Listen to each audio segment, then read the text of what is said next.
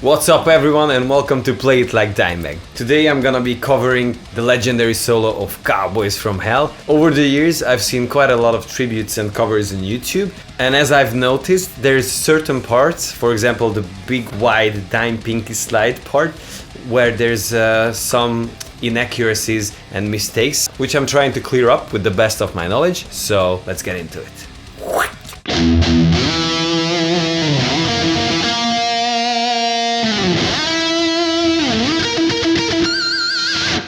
So after those two muted open E, slide up to the 7th fret on the A string on beat 2 and do a slight vibrato. Just very subtle instead of.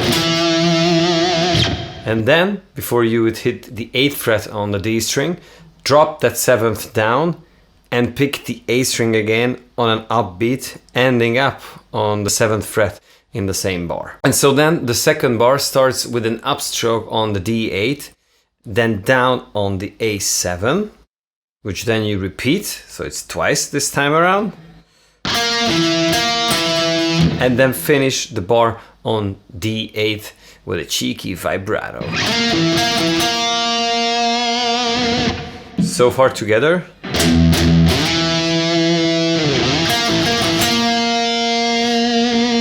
On the album version, Dime dropped that 8th before playing the next and very similar sequence from the D14th. So you drop the 8th and then slide up to the 14th.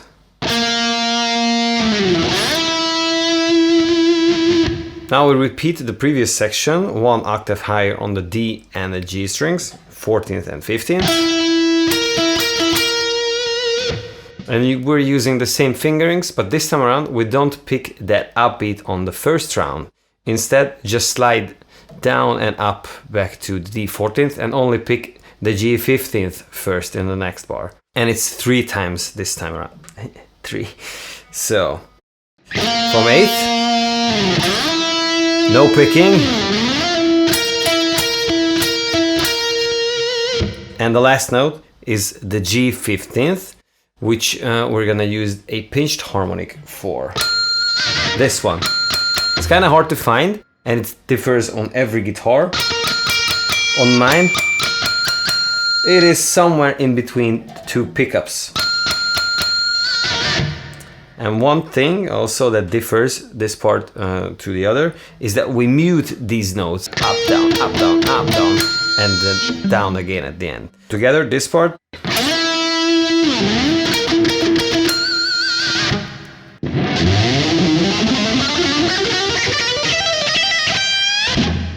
I'm dissecting this following part so that it makes more sense to memorize, visualize, and then practice and master it instead of doing it all at once. In bar 5 and 6 there is the easier part of it, the first one being the more obvious one that most people play very close to the original one, this one. So we are on the 11th position, so the sequence looked like this. Downstroke on E11, up on E12, down on 15, and then we repeat with an upstroke. We start the 11th, but now we're gonna hammer on to 12 and 15. So it's a group of 6, that would sound like this. Now repeat this one on the A, D, G and the B strings together.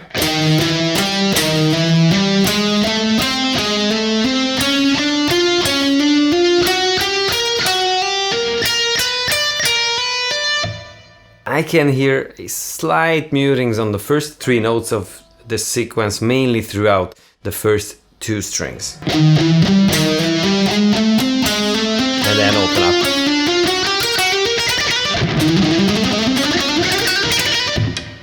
And here comes the first such part. Most people get it wrong, and for a good reason, since it's getting really tricky here. So here are the notes and the pickings. Downstroke on E11th, up on 12, hammer on to 15th, and then pull off back to 12 and 11, and then a downstroke on B15th. So far. Now repeat the same notes, but with different pickings. up on 11, down on 12, and then the hammer-ons and pull-offs, down on B15th, and add the E11th with an upstroke. If you count it, it can be looked as a group of 6 and 7s, but what makes it very twisty and unusual for most, and very typical for dime, is that the accented note, which is the first B15, this one, comes before the beat and makes it very hard to follow.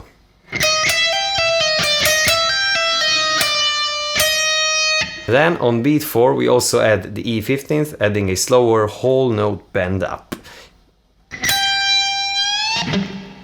So here is this part of the lick slowly.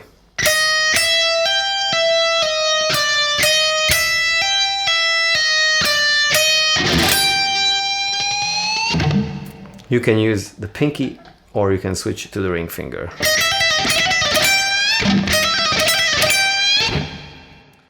I would practice this part individually.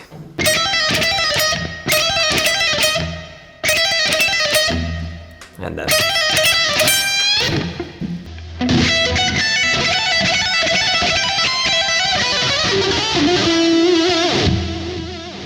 And here we are, the most challenging and misunderstood part of the entire solo, with the classic dime pinky slide he used so many times. Bar number 7 is the easier part of this monster lick, again with a lots of repetition, at least we have that one. So here are the notes. Adding a lot of ghost notes. With the downstroke, pick the E12th, and then upstroke on E14th, down on 17th, and then pull off back to the 14th and 12th.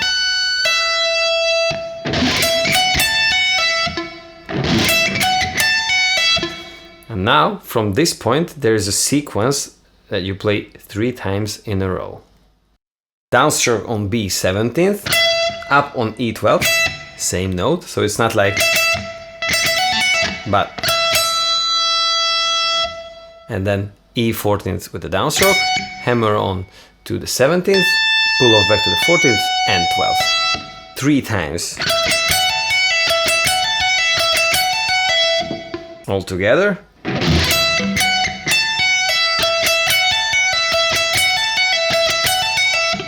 Transcribing or even explaining the choice of rhythms of dime is very difficult. So in this particular case, at the beginning, with the ghost notes, the 12th and the 14th on the A string, those have a longer rhythmic value. And then comes a feel of acceleration up until the next bar, like this. And now, after this, comes the hardest part of the lead, the one that even Dime never really used to play the way he did on the studio album. It's not only a super wide stretch, but it also all over the place when it comes to the rhythmic choices and the pickings and fingerings and everything. It's just very unusual. Pick the B19th first with the downstroke, and then up on the E12th, down on E15th, and then hammer on to the 19th, and then pull off back to the 15th and 12th, and down on the B19th, and up on the E12th. So far. And here comes the next sequence, the one that has the dime pinky slide in it. Down on the E20th, up on E15th, pull off to 12th, and then hammer on to 15th, and back to 12th again.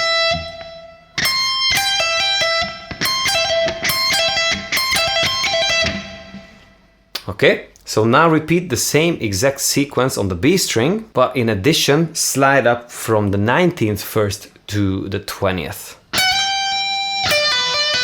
So that's the only difference. Together so far.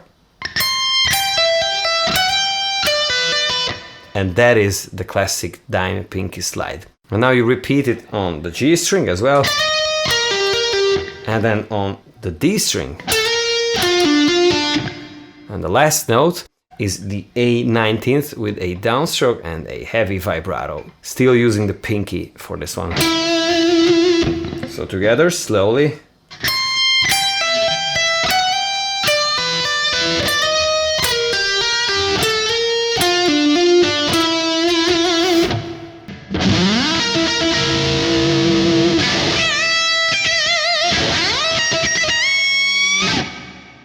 And now the story continues here, starting with an upstroke on the G15th and then down on the D14th.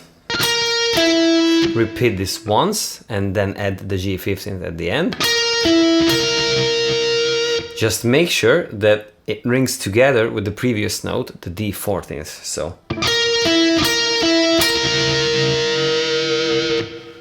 And vibrate it both. Now with the downstroke and adding lots of ghost notes, that comes the B15th, which time bend it up a whole note, then release, and then bend back again.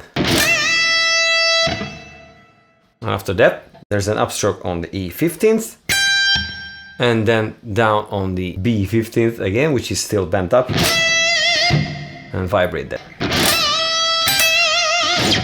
Downstroke and a slide up to B17th, and then an upstroke on E18th, repeat it twice,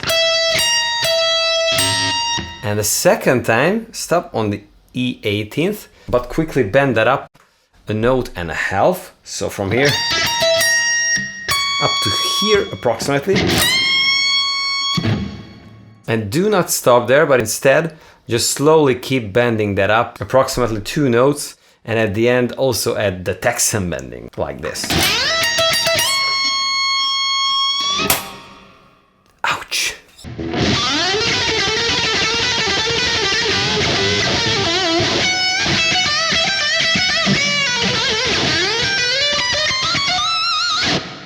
In bar 13 there's a very basic and classic Paul Gilbert kinda alternate picking exercise.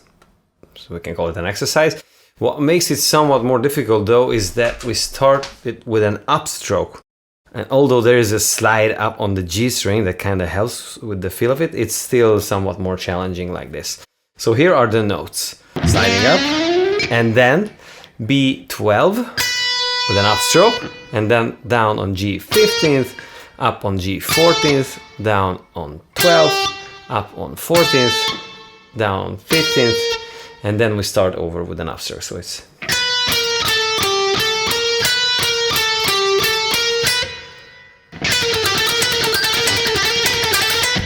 bar 14 has a pretty cool bluesy lick in it with the double note bendings. So it starts with the downstroke and a little bend up on the G and the B12. And it's an upward bending. Very typical Dimebag. After that bend up, there's some ghost notes on the way back with an upstroke. So it's,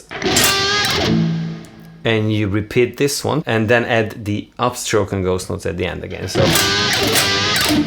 and then pick the G and the B15th, downstroke, and then pull up to the 14th and then to the 12th. So together. Finish it on the D14, heavy vibrato. Still in bar 14, on 4, pick the E14th with a downstroke and slowly bend it up a half a note. Also a little bit of ghost notes there. And then in bar 15th, we start the next lick, starting with the downstroke on E12th, up on E14th, and then downstroke and the whole note bend up on B15th. Repeat a very similar one, E12, but 15th now, with the ring finger, upstroke, and then the same bending on the B string. So as you could hear, the bending part has a longer, a double rhythmic value compared to the two before that. And now we repeat. And we pick the same notes and on the E string, E14th, down and up, and then go down to the B15th, and bend it up again, but the rhythmic value of it, it's the same, so it's 16th note, and then straight come back to the E12. So together, this is this part. It might look easy, but it's kind of difficult to catch with the right feel. And then this next part is also somewhat confusing, and haven't really seen anyone playing it the way it is on the album, or how I think it is on the album and live. So it's a downstroke on B14th, and also quickly bend it up half a note, and then immediately start releasing it back to the B14th, and then pull off to B12, down on G15th, and go back with an upstroke to B12. And down on G14. So.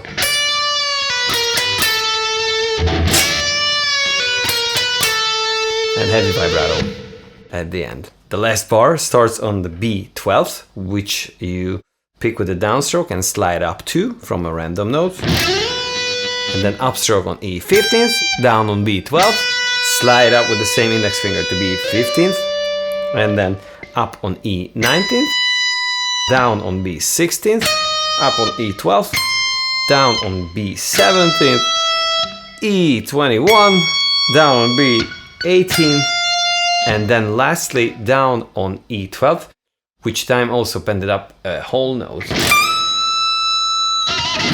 And then heavy vibrato, of course. There's some pretty cool live footages where you can see Big Val doing the vibrato for this note.